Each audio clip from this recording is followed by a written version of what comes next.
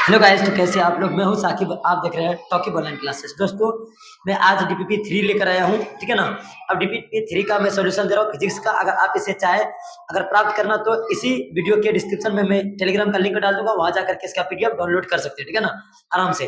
तो चलो हम बात करते हैं। यहाँ पर सबसे पहला डीपीपी 3 है और ये प्रत्यावर्ती धारा और दिष्ट धारा में अंतर बताने के लिए बोल रहे हैं, ठीक है ना। प्रत्यावर्ती धारा और दिष्ट धारा मतलब कि अल्टरनेट करंट और डायरेक्ट करंट। देखो क्या क्या है, वैसे तो है इसमें पांच पांच, लेकिन आपको अगर 2 नंबर में पूछेगा तो 2 लिखना है, ठीक है ना। आप देखो क्या है, प्रत्यावर्ती धारा और दिष्ट धारा। प्रत्यावर्ती धारा क्या क्या है, इस धारा का परिणाम एवं दिशा समय के साथ बदलता है। इस धारा का परिणाम एवं दिशा समय के साथ नहीं स्थिर रहता है, इसका बदलता नहीं, इसका बदलता है, ठीक है।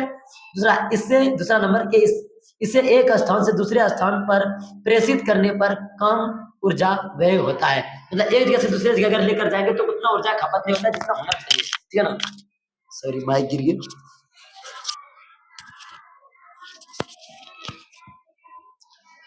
अब देखो क्या कहता है दूसरे। अब तीसरा नंबर है, कहता है कि ट्रांसफार्मर की मदद से इस धारा के विभवांतर को बढ़ाना घटाना संभव है। अगर ट्रांसफार्मर लगा हुआ है तो इसके धारा को हम बढ़ा और घटा सकते हैं, कोई दिक्कत नहीं है। इसमें ट्रांसफार्मर की मदद से इस धारा के विभवांतर को बढ़ाना घटाना संभव नहीं है, इसको हम घटा और बढ़ा नहीं सकते हैं। इस धारा की सहायता से संचालक से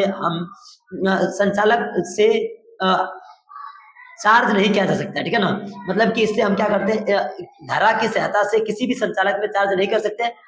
इस धारा की सहायता से संचालक सेल, यहाँ पर सेल होगा, संचालक सेल में चार्ज किया जा सकता है, ठीक है ना। अब दूसरा क्या है, ये अधिक वोल्ट के कारण अपेक्षाकृत अधिक खतरनाक होता है, क्योंकि भाई ये जो आप लोगों के घरों में आता है एसी, ये तो खतरनाक होता ही है, और यह कम वोल्ट के कारण अपेक्षाकृत कम खतरनाक होता है। देखो बैटरी का ये है, समझ गए, बैटरी का धारा, और ये किसका है, ये करंट जो आती है इसका है, तो ये थोड़ा सा कम ज्यादा खतरनाक होता है, ये कम खतरनाक होता है, यही बोल रहा है। अब देखो क्या कहता है दूसरा नंबर, तो सूर्योदय के समय सूर्य लाल क्यों प्रतीत होता है। कहता है सूर्योदय एवं सूर्यास्त के समय सूर्य क्षैतिज, यहाँ पर क्षैतिज होगा, क्षैतिज के समीप रहता है। किसके, क्षैतिज के समीप, मतलब सीधा हम आंखों के तरफ देखते हैं ना, आंखों से डायरेक्ट वो सामने रहता है। ऐसी स्थिति में सूर्य से निकलने वाले प्रकाश को वायुमंडल लंबी दूरी तय करना पड़ता है। क्षैतिज के समीप ये क्या लिखा है, नले तथा कम, ये यहाँ पर क्या लिखा हुआ है, कहता है कि क्षैतिज के समीप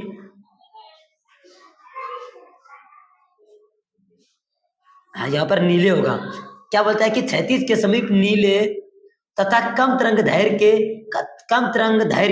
के प्रकाश का अधिकांश भाग वायुमंडल में, यहाँ पर है, वायुमंडल में उपस्थिति कणों द्वारा परिकीर्णन हो जाता है। सबसे अधिक तरंग दैर्घ्य वाले लाल रंग का प्रकाश का परिकीर्णन सबसे कम होता है। देखो जिसका जितना ज्यादा तरंग दैर्घ्य होगा, लाल का देखो सबसे अधिक तरंग दैर्घ्य है तो उसका परिकीर्णन बहुत कम होता है, और इसीलिए लाल रंग का प्रकाश हमारी आंखों तक पहुंचता है। इसीलिए सूर्योदय एवं सूर्यास्त के समय सूर्य रक्ताभ, मतलब कि लाल, ये रक्ताभ उसी को बोलते हैं, रक्ताभ प्रतीत होता है।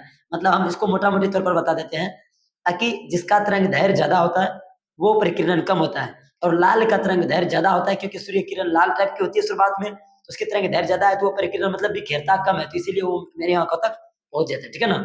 और दूसरा, तारे और ग्रहों में अंतर स्पष्ट करें। कहता है तारे और ग्रहों में निम्न अंतर। पहले क्या है, तारे का आकार ग्रहों के अपेक्षा बहुत विशाल होता है, ठीक है ना। तारे का आकार जो है ना, ग्रहों की अपेक्षा क्या होता है, बहुत ही बड़ा होता है, ठीक है ना। इनके छोटे दिखाई देने के कारण यह है कि ये पृथ्वी से बहुत दूर है। क्या कहता है कि ये छोटा दिखता है इसलिए क्योंकि ये पृथ्वी से बहुत दूर है, ये बहुत बड़ा, लेकिन ये पृथ्वी से बहुत दूर है इसीलिए छोटा दिखाई देता है। दूसरा, रात में तारे स्वच्छ आकाश में टिमटिमाते दिखाई पड़ते हैं, जबकि ग्रह टिमटिमाते नहीं है। यही अंतर है कि तारा जो है ना रात में टिमटिमाते हैं लेकिन ग्रह टिमटिमाते नहीं है, पिछले वाले हम वीडियो में बताए थे। आकाश में तारे अपनी अपेक्षित स्थिति में नहीं बदलते हैं, ग्रहों की अपेक्षित स्थिति प्रत्येक दिन बदलती रहती है। देखो आकाश में ना जो है ना तारे अपना अपेक्षित स्थिति नहीं बदलती है, लेकिन ग्रहों का अपेक्षित स्थिति क्या होता है, बदलती रहती है। उसके बाद देखो फ्लेमिंग का दाएं हाथ का नियम, कहता है हम दाहिने हाथ की तर्जनी मध्यमा उंगली, ये तो पता है ना, ये तर्जनी है ये मध्यमा है, ठीक है ना, ये क्या है? अनामिका, ये कनिका। अब देखो, हाँ, अंगुली तथा अंगूठे इस प्रकार फैलाए कि तीनों तीनों ये तीनों एक दूसरे के परस्पर लंबवत हो, इस प्रकार से, ठीक है ना? इस प्रकार से फैलाए। यदि तर्जनी चुंबकीय क्षेत्र की दिशा, ठीक है, और चुंबकीय क्षेत्र की दिशा की ओर और संकेत करती है तथा अंगूठा चालक की गति की दिशा की ओर संकेत करता है, तो मध्यमा चालक में प्रेरित विद्युत धारा की दिशा दर्शाती है। उसी को हम क्या बोलते हैं? दाहिने हाथ का, फ्लेमिंग का दाहिने हाथ का नियम, ठीक है ना? दक्षिण हस्त नियम, इसी को हम बोलते हैं, ठीक है? देखो, बहुत कुछ इसमें ये स्पेलिंग मिरर एरर है। देखो, टेंशन मत लो, क्योंकि हम ये लिखे नहीं है, ये हम किसी बच्चे से लिखवाए हैं, क्योंकि जो पढ़ता है उसी से लिखवाए, तो थोड़ा सा बच्चा लिखता है तो थोड़ा सा गलत हो ही जाता है। आप लोग उतना समझदार हो, थोड़ा देख करके लिखना, अगर जहां पर हमें गलत पकड़ा जाए तो मैं उसे सही कर दूंगा, ठीक है ना? अब देखो, पांचवा नंबर क्वेश्चन क्या कहता है? पांचवा नंबर क्वेश्चन कहता है कि प्रतिरोध क्या है, इसका सूत्र एवं मात्रक को लिखें। कहता है चालक पदार्थ का वह गुण है जो उस पदार्थ से होकर प्रवाहित होने वाली विद्युत धारा का विरोध करता है, उसे प्रतिरोध कहते हैं। देखो क्या कहता है कि किसी भी चालक से अगर कोई धारा बह रहा है तो उसी का प्रतिरोध, मतलब विरोध करता है, उसी को हम प्रतिरोध कहते हैं। मतलब कि जितना ज्यादा प्रतिरोध होगा उतना कम धारा बहेगा, जितना प्रतिरोध कम होगा उतना धारा ज्यादा बहेगा, ठीक है ना? इसे आर से सूचित किया जाता है, इसका मात्रक ओम होता है, इसको ओम से इस तरह दर्शाते हैं, आर बराबर वी बाय आई होता है, ठीक है ना? अब उत्तल लेंस को के दो उपयोग को लिखें। इसका उपयोग सूक्ष्मदर्शी में किया जाता है, ठीक है? दूसरा, इसका उपयोग कैमरा में किया जाता है, कैमरा में, ठीक है ना? दो उपयोग है, सूक्ष्मदर्शी में किया जाता है, उसके बाद कैमरा में।